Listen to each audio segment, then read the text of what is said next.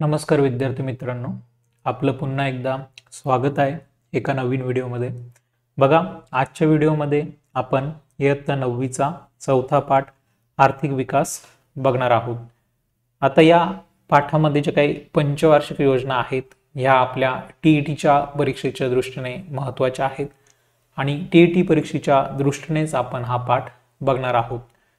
तर पंचवार्षिक योजनांवरती आपल्या परीक्षेमध्ये प्रश्न येतात, प्रश्न विचारले गेलेले आहेत। चला तर मग व्हिडिओला सुरुवात करूया। बघा, आर्थिक विकास भारताच्या आर्थिक धोरणाचा अभ्यास आपण या प्रकरणामध्ये करणार आहोत। या प्रकरणामध्ये आपण भारताने जे काही मिश्र व्यवस्थेचा स्वीकार केलेला होता त्याविषयी बघूया, पंचवार्षिक योजना ज्या आपल्यासाठी महत्त्वाच्या आहेत त्याच्याविषयी बघूया।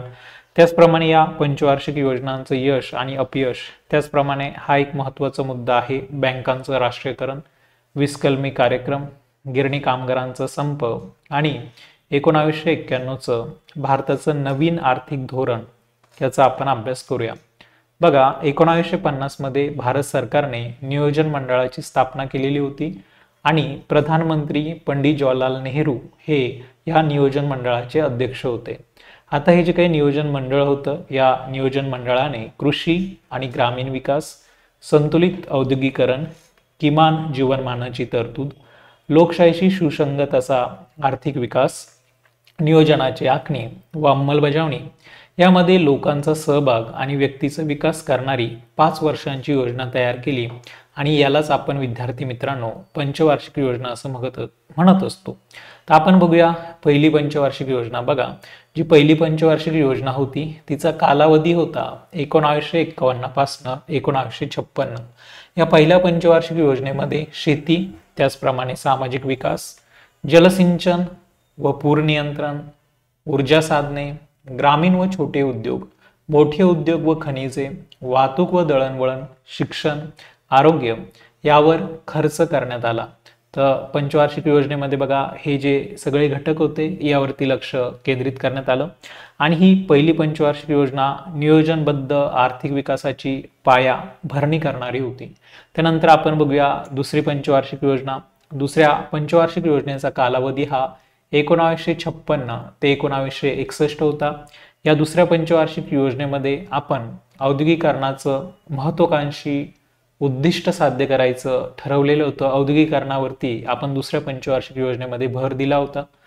आणि मग बघा, दुर्गापूर असेल, भिलाई असेल, राऊरकेला असेल येथे पोलादाचे कारखाने, त्याचप्रमाणे सिंद्री या ठिकाणी रासायनिक खताचा कारखाना, त्याचप्रमाणे चित्तरंजन येथे रेल्वे इंजिनांचा कारखाना आणि पेरांबूर येथे आगगाडीचा डब्यांचा कारखाना, त्याच प्रकारे विशाखापट्टणम या ठिकाणी जहाज बांधणीचा कारखाना इत्यादी प्रचंड व अवजड उद्योगधंद्यांचे कारखाने सार्वजनिक क्षेत्रात उभारण्याचं काम करण्यात आलेलं होतं या दुसऱ्या पंचवार्षिक योजनेमध्ये।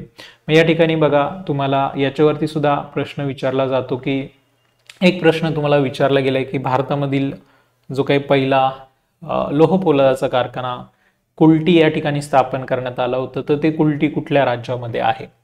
त्याचप्रमाणे तुम्हाला या ठिकाणी तो कारखाना कुठे स्थापन केला गेला याच्यावरती प्रश्न येऊ शकतो। अजून पुढे जर बघायचं झालं तर दुसऱ्या पंचवार्षिक योजनेमध्ये शेतीला पाणी पुरवठा करण्यासाठी अनेक प्रचंड धरणं उभारण्यात आली। या धरणांमध्ये बघा भाकरनांगल, दामोदर यासारखी धरणं आहेत। तर भाकरनांगल धरणावरती आपल्याला यापूर्वी टेटमध्ये प्रश्न विचारला गेलेला आहे। याविषयी काय लक्षात ठेवायचं, हे जे धरण आहे हे धरण कुठल्या नदीच्या काठावरती आहे, हे धरण कुठल्या राज्यामध्ये आहे हे आपल्याला माहिती हवं। थोडं तुम्ही रिसर्च करायचं आहे, थोडं सर्च करायचं आहे भाकरनांगल धरणाविषयी, कधी त्याची निर्मिती झाली, त्याची क्षमता किती आहे, कुठल्या नदीच्या काठावरती आहे आणि कुठल्या राज्यामध्ये आहे। त्यानंतर बघूया आपण आता तिसरी पंचवार्षिक योजना।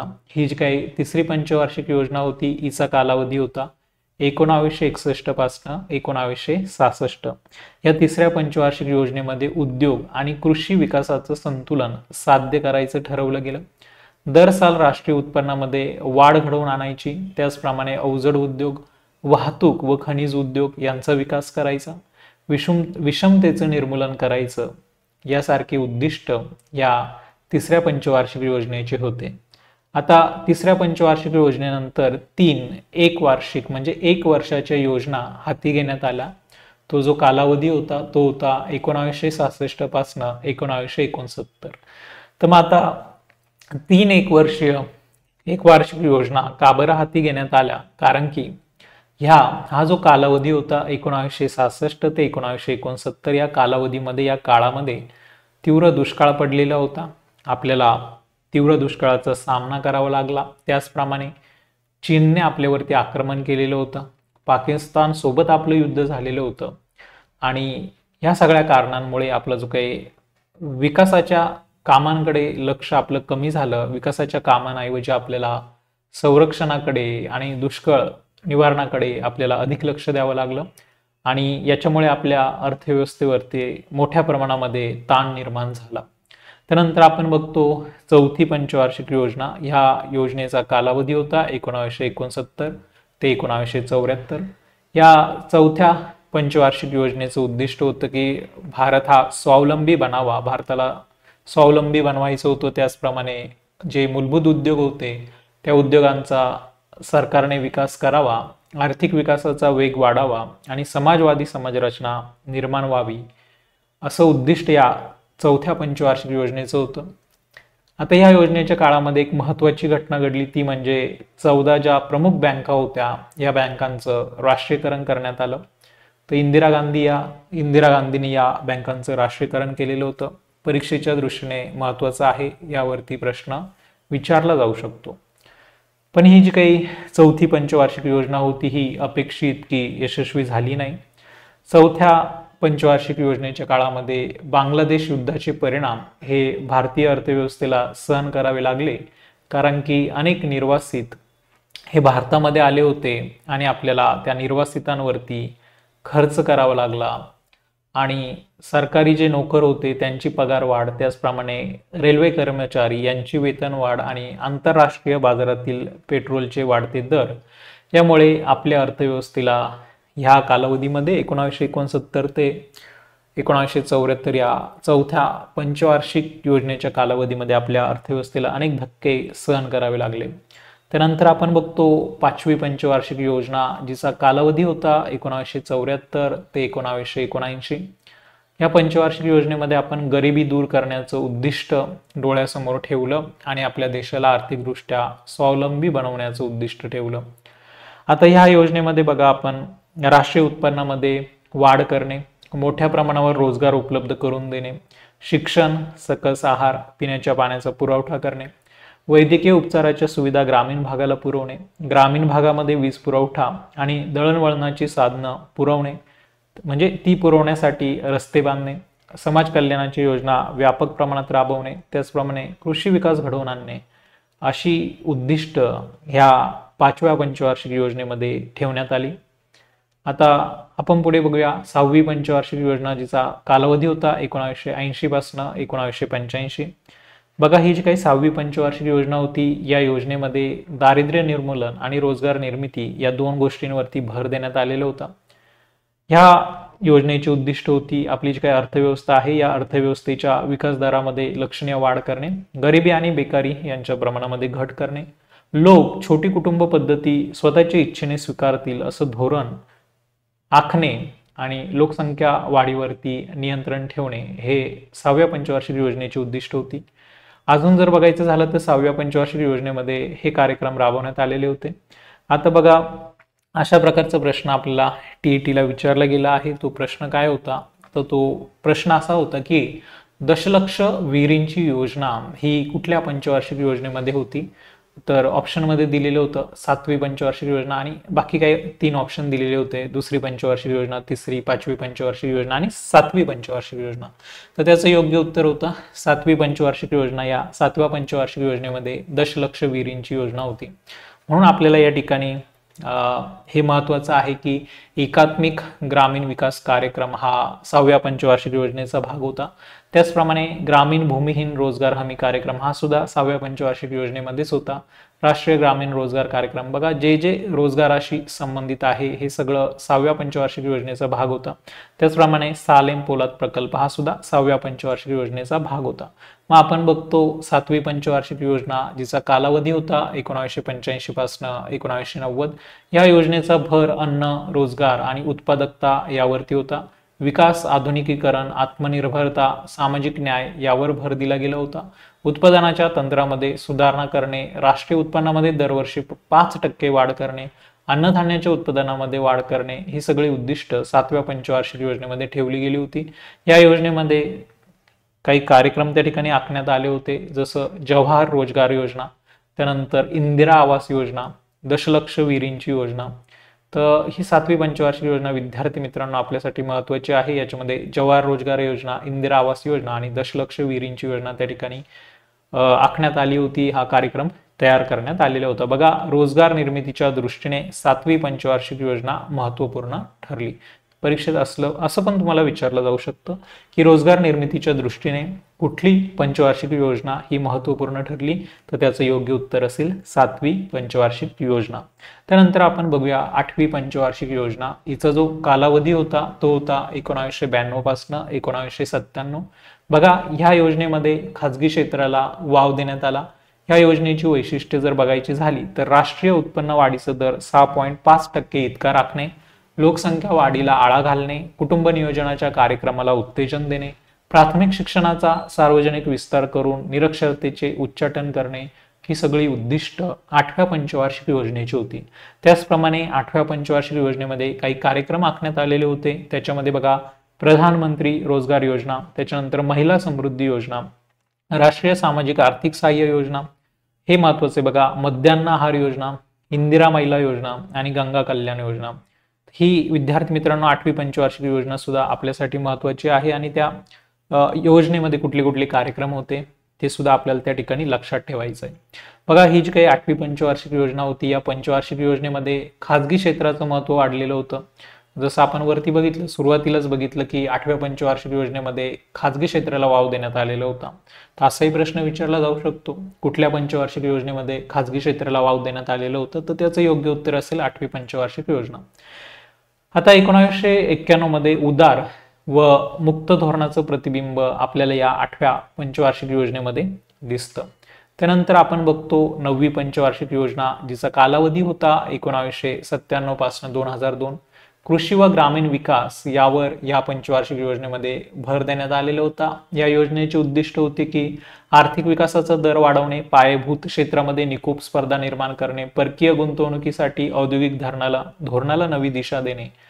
आता ह्या योजनेमध्ये हे बघा, हे काही कार्यक्रम किंवा काही योजना राबवल्या गेल्या, जसं स्वर्ण जयंती शहरी रोजगार योजना, त्याच्यानंतर भाग्यश्री बाल कल्याण योजना, त्याच्यानंतर राजराजेश्वरी महिला कल्याण योजना, त्यानंतर स्वर्ण जयंती ग्राम स्वरोजगार योजना, त्याच्यानंतर जवाहर ग्राम समृद्धी योजना, अंत्योदय अन्न योजना ही सुद्धा एक महत्वाची योजना आहे. प्रधानमंत्री ग्राम सडक योजना ही सुद्धा एक महत्वाची त्या ठिकाणी योजना आहे. या ज्या सर्व योजना होत्या या 9व्या पंचवार्षिक योजनेमध्ये हे सगळे कार्यक्रम सुरू करण्यात आलेले होते. त्यानंतर मी तुम्हाला म्हटलं की बँकांचं राष्ट्रीयकरण हा एक त्या ठिकाणी महत्वाचा मुद्दा आहे. बघा, पंडित नेहरू आणि लाल बहादूर शास्त्री या प्रधानमंत्र्यांच्या काळामध्ये भारतातील बँकिंग व्यवसाय हा खाजगी क्षेत्राच्या मक्तेदारीचा व्यवसाय होता. मग ही मक्तेदारी मोडून काढण्यासाठीच त्या ठिकाणी बँकांचं राष्ट्रीयकरण करण्यात आलेलं होतं. बघा, ह्या बँका उद्योग समूहांचं प्रतिनिधित्व करायच्या आणि ह्या ज्या बँकांचं संचालक मंडळ होतं हे उद्योगांचा विकास आणि नफा वाढवण्यासाठी कार्यरत होतं. याला छेद देण्यासाठी बघा, सरकारने 1955 मध्ये इम्पेरियल बँकेचे राष्ट्रीयकरण केले आणि तिचं रूपांतर भारतीय स्टेट बँकेमध्ये झालं. तर हा जो मुद्दा आहे विद्यार्थी मित्रांनो इम्पॉर्टंट आहे, महत्वाचा आहे TET परीक्षेच्या दृष्टीने, की कुठल्या बँकेचं राष्ट्रीयकरण करण्यात आलं आणि तिचं नाव बदललं, ह्या इम्पेरियल बँकेचं रूपांतर भारतीय स्टेट बँकेत झालं. तर असा प्रश्न तुम्हाला त्याच्यावरती विचारला जाऊ शकतो. त्यानंतर बघा इंदिरा गांधी, जसं मी तुम्हाला सांगितलं की यांनी 14 बँकांचं राष्ट्रीयकरण केलेलं होतं 19 जुलै 1969 मध्ये. आणि मग या 14 बँका कुठल्या कुठल्या होत्या तर बघा Allahabad bank, bank of Baroda, त्यानंतर bank of India, bank of Maharashtra, Canara bank, त्यानंतर central bank of India, Dena bank, Indian bank, Indian overseas bank, Punjab national bank, syndicate bank, united bank of India, united commercial bank, जिला युको बँक असं सुद्धा म्हणतात, union bank of India. अशा प्रकारे या 14 बँकांचा समावेश होता. 1980 मध्ये आणखी 6 बँकांचं विद्यार्थीकरण त्या ठिकाणी राष्ट्रीयकरण करण्यात आलेलं होतं. तर याच्यावरती सुद्धा प्रश्न विचारला जाऊ शकतो, खालीलपैकी कुठल्या बँकेचं राष्ट्रीयकरण करण्यात आलेलं नव्हतं. पुढे आपण बघतो नारायण मेघाजी लोखंडे यांच्याविषयी. नारायण मेघाजी लोखंडे हे महात्मा ज्योतिराव फुले यांचे सहकारी होते आणि नारायण मेघाजी लोखंडे यांच्या प्रयत्नांमुळेच जे काही गिरणी कामगार आहे यांना आठवड्यातून एक दिवस म्हणजे रविवारी सुट्टी मिळू लागली, रविवारी सुट्टी देण्यात येऊ लागली. तर लोखंडे यांच्या प्रयत्नांमुळेच 1 जानेवारी 1882 पासून गिरणी कामगारांना आठवड्यातून एक दिवस रविवारी सुट्टी देण्याचा निर्णय झाला. त्यानंतर काही कामगार समस्या उद्भवलेल्या होत्या. तर यामध्ये कामगारांचे जे काही नेते आहे ते आपल्याला बघायचे आहे. आता परीक्षेच्या दृष्टीने महत्वाचा पॉइंट म्हणजे मुंबईमध्ये पहिली कापड गिरणी कोणी सुरू केली होती, तर याचं योग्य उत्तर आहे कावसजी दावर. कावसजी दावर यांनी 1854 मध्ये मुंबईत पहिली कापड गिरणी सुरू केली होती आणि त्याच्यानंतर मग पुढे दादर, परळ, भायखळा, शिवडी, प्रभादेवी आणि वरळी येथे कापड गिरण्या सुरू झाल्या होत्या. आता हा जो सर्व भाग आहे हा सर्व भाग गिरणगाव म्हणून ओळखला जाऊ लागला. 80च्या दशकात बघा कामगारांमध्ये असंतोष निर्माण झाला, कारण की याला कारण होतं अन्य क्षेत्रातील आर्थिक परिस्थिती. आणि मग हे जे सर्व कामगार होते हे सर्व कामगार डॉक्टर दत्ता सामंत यांच्याकडे गेले. मग काय घडलं होतं तर 1981च्या दिवाळीमध्ये कामगारांना 20% बोनसची अपेक्षा होती. कामगारांचं प्रतिनिधित्व करणाऱ्या राष्ट्रीय मिल मजदूर संघाने मालक वर्गाशी वाटाघाटी करून कामगार वर्गाला विश्वासात न घेता 8 ते 17% वर ती दिवाळी बोनसची तडजोड केली आणि ही जी काही बोनस मधील कपात होती ही काही कामगारांना आवडलेली नव्हती. त्यांच्यामध्ये असंतोष निर्माण झाला आणि असंतोषाची ठिणगी पडली आणि सगळे कामगार डॉक्टर दत्ता सामंत यांच्याकडे गेले. त्यांनी डॉक्टर दत्ता सामंत यांना त्यांचं नेतृत्व करण्याची विनंती केली आणि अशा प्रकारे 65 गिरण्यांमधील कामगार एकत्र आले आणि दत्ता सामंत हे या संपाचं नेतृत्व करू लागले. 65 गिरण्यांमधील कामगार हे संपावरती गेले आणि त्या संपाचं नेतृत्व दत्ता सामंत करत होते. 18 जानेवारी 1982 रोजी मुंबईमध्ये 2.5 लाख कामगार 65 गिरण्यांमध्ये संपावर गेले आणि जी काही गिरगावची धडधड आहे ती थांबली. त्या कापड गिरण्या थांबल्या. जणू असं वाटत होतं मुंबईचं हृदयच बंद पडलं आहे. त्यानंतर हे आपल्याला माहिती हवं की जे अण्णाभाऊ साठे, अमर शेख यांच्याविषयी आपण आधीच्या सुद्धा व्हिडिओमध्ये बघितलं आहे. ते शाहीर होते, प्रबोधनकार होते. त्याचप्रमाणे अजून एक शाहीर होते, शाहीर साबळे. बघा सांस्कृतिक दृष्ट्याही लोकनाट्य, लोककला, साहित्य या क्षेत्रामध्ये कामगार वर्गाने मोठं योगदान दिलेलं आहे. त्यामध्ये अण्णाभाऊ साठे, शाहीर अमर शेख, शाहीर साबळे इत्यादी अनेक लोकशाहीर प्रबोधनकारी कार्यक्रमामुळे लोकप्रिय होते. नारायण सुर्वे असतील, नामदेव ढसाळ असतील इत्यादी कवींनी श्रमिकांचे वास्तव, दर्शन आपल्या कवितांद्वारे घडवले होते. श्रमिकांच्या जीवनाची व्यथा नामदेव ढसाळ, नारायण सुर्वे यांनी आपल्या कवितांमधनं मांडलेली होती. त्यानंतर पुढे येतं भारताचं नवं आर्थिक धोरण. बघा आधुनिक भारताच्या इतिहासामध्ये 1991 साल महत्वाचा आहे. 10व्या लोकसभा निवडणुकीनंतर केंद्रामध्ये PV नरसिंह राव हे प्रधानमंत्री झाले. त्यांनी डॉक्टर मनमोहन सिंग यांना अर्थमंत्री म्हणून नियुक्त केलं आणि डॉक्टर मनमोहन सिंग यांच्या सहकार्याने डॉक्टर PV नरसिंह राव जे प्रधानमंत्री होते त्यांनी भारताची अर्थव्यवस्था जागतिक अर्थव्यवस्थेशी जोडण्यासाठी नवं आर्थिक धोरण स्वीकारलं. यासाठी बघा भारतीय अर्थव्यवस्थेमध्ये मूलभूत स्वरूपाचे बदल घडवले गेले, बदल करण्यात आले. भारतीय अर्थव्यवस्थेला जागतिक प्रवाहामध्ये आणलं गेलं. या काळामध्ये बघा भारताची जी काही आर्थिक अवस्था होती ती बिकट होती आणि मग PV नरसिंहराव यांच्या अगोदर जे काही चंद्रशेखर यांचं सरकार होतं या सरकारच्या काळामध्ये चलनवाढीचा दर हा 17% होता. आर्थिक वृद्धी दर 1.1% घटला होता. आयातीसाठी आठवडाभर पुरेल एवढीच परकीय चलन भारताकडे होतं. परकीय कर्जाची परतफेड करणे आणि त्यावरील व्याज देणे कठीण झालं होतं. मे 1991 मध्ये चंद्रशेखर यांच्या काळात सरकारने काही सोनं विकून तर काही सोनं गहाण टाकून परिस्थिती आटोक्यात आणण्याचा प्रयत्न केला होता.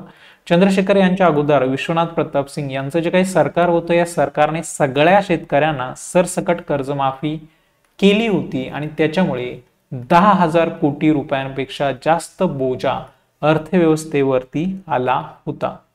मग तुम्हाला विचारलं जाऊ शकतं कर्जमाफी कोणी केलेली होती, तर विश्वनाथ प्रताप सिंग यांनी शेतकऱ्यांची त्या ठिकाणी सरसकट कर्जमाफी केलेली होती.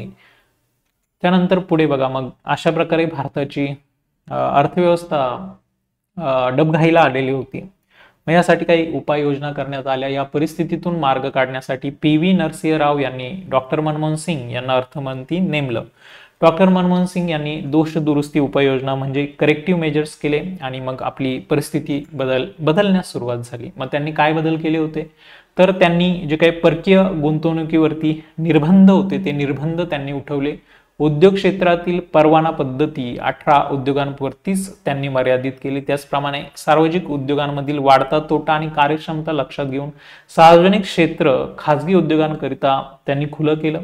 शेअर बाजारावर नियंत्रण आणण्यासाठी 1988 मध्ये सेबी म्हणजे securities and exchange board of India याची स्थापना केली गेली. नॅशनल स्टॉक एक्सचेंजचे संगणकीकरण करण्यात आलं आणि अशा प्रकारे मंदीचं सावट दूर झालं. आता तुम्हाला या ठिकाणी WTO वर्ल्ड ट्रेड ऑर्गनायझेशन याच्याविषयी सुद्धा थोडं सर्च करायचंय. काय आहे WTO वर्ल्ड ट्रेड ऑर्गनायझेशन, तिचं हेडक्वार्टर कुठे आहे, ती काय काम करते. आता बघा, WTO अस्तित्वात येण्यापूर्वी गॅट ही एक संघटना अस्तित्वात होती. General agreement on tariff and trade ही संघटना आंतरराष्ट्रीय स्तरावरती कार्यरत होती. GATT, general agreement on tariff and trade, WTOच्या आधी ही संघटना कार्यरत होती आणि नंतर मग WTOची स्थापना होते. बघा, भारतात WTO संदर्भात परस्पर विरोधी टोकाची मते होती. असं असून सुद्धा WTOचं सदस्यत्व स्वीकारण्याचा निर्णय भारताने घेतला. जागतिक व्यापार संघटनेच्या तरतुदी म्हणजे WTOच्या तरतुदी, अनुदाने, आयात निर्यात, परकीय गुंतवणूक, संरक्षित क्षेत्रे, शेती, तंत्रज्ञान आणि सेवा यांच्याशी संबंधित आहे WTOच्या तरतुदी. आता भारत सदस्य झाल्यापासून वीज, पाणी, वाहतूक, शिक्षण आणि आरोग्य या क्षेत्रांचं झपाट्याने व्यापारीकरण झालं. जागतिक व्यापार संघटनेच्या वेगवेगळ्या योजनांचा आपल्याला त्या ठिकाणी फायदा झाला. बघा, जागतिक व्यापार संघटनेच्या धर्तीवर भारताने, हे महत्वाचं आहे बघा, भारताने पुढे दक्षिण आशियाई प्राधान्य व्यापार करार, ज्याला सॅप्टा असं म्हटलं जातं. बघा, सॅप्टा म्हणजे south Asia preferential trade arrangement. तर भारताने काय केलं, सॅप्टा, भारताने पुढे सॅप्टाचं सदस्यत्व पत्करलं. त्याचप्रमाणे बघा, भारताने सार्क देशांकरिता विविध वस्तूंच्या आयातीवरील निर्बंध उठवले. तर हे सार्क देश कुठले आहेत ते सुद्धा तुम्हाला त्या ठिकाणी शोधायचं आहे, सर्च करायचं आहे. सार्क संघटनेविषयी तुम्हाला माहिती मिळवायची आहे. आयात शुल्कात भारताने सवलत दिली. भारतीय विमा क्षेत्र खाजगी आणि परकीय गुंतवणुकीला खुलं केलं गेलं. अशा प्रकारे आपण आपली अर्थव्यवस्था सुधारली. त्यानंतर पुढे बघा, तुम्हाला विचारलंय 19 जुलै 1969 साली देशातील डॅश डॅश बँकांचं राष्ट्रीयकरण केलं गेलं. तर 14 बँकांचं त्या ठिकाणी राष्ट्रीयकरण केलं गेलं. 20 कलमी कार्यक्रमाची घोषणा कोणी केली होती, तर पंडित नेहरू यांनी केलेली होती. थोडक्यात आपण हा 20 कलमी कार्यक्रम काय होता तो बघून घेऊया. कदाचित त्याच्यावर प्रश्न आलाच तर आपल्याला ते माहिती हवं. आता या ठिकाणी उद्दिष्ट दिलेली आहे आपल्याला पंचवार्षिक योजनांची, ती आपण बघू. राष्ट्रीय उत्पन्नामध्ये वाढ करणं, मूलभूत उद्योगधंद्यांवर भर देऊन झपाट्याने औद्योगिकरण घडवून आणणं, अन्नधान्याच्या बाबतीत देश स्वावलंबी बनावा म्हणून कृषी उत्पादनात वाढ घडवून आणणं, वाढत्या प्रमाणावर रोजगार उपलब्ध करून देणं, देशातील मनुष्यबळाचा पुरेपूर उपयोग करणं, प्राप्ती आणि संपत्ती यामधील विषमता दूर करणं, वस्तूंच्या किमती स्थिर पातळीवर आणणं, कुटुंब नियोजन करून वाढत्या लोकसंख्येला आळा घालणं, दारिद्र्य निवारण करून राहणीमान उंचवणं, सामाजिक सेवांचा विकास करणं आणि आर्थिक क्षेत्र स्वावलंबी करणं. आता हे पंचवार्षिक योजनांचे उद्दिष्ट दिलेले आहे. आता आपण जे काही बघणार होतो ते ह्या स्लाइडमध्ये नाहीये, तर तुम्ही पुस्तकामध्ये ते बघून घ्या. त्याच्यावरती प्रश्न आला तर आपल्याला फायदा होईल. हा जो काही 20 कलमी कार्यक्रम होता याची माहिती पुस्तकात दिलेली आहे. त्याच्यातले 4-5 पॉईंट आपल्याला बुकमध्ये दिलेले, तेवढे फक्त बघून घ्या.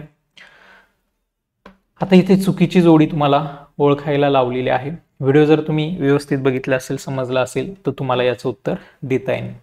पुढे तुम्हाला एक चार्ट दिलाय, हा आपल्यासाठी महत्त्वाचा आहे. पंचवार्षिक योजना, तिचा कालावधी याच्याविषयी आपल्याला विचारलंय.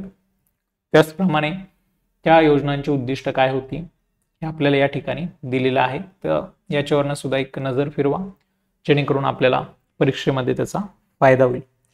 अशा पद्धतीने विद्यार्थी मित्रांनो, आज आपण इयत्ता 9वीचा आर्थिक विकास पाठ क्रमांक 4 याच्याविषयी बघितलं.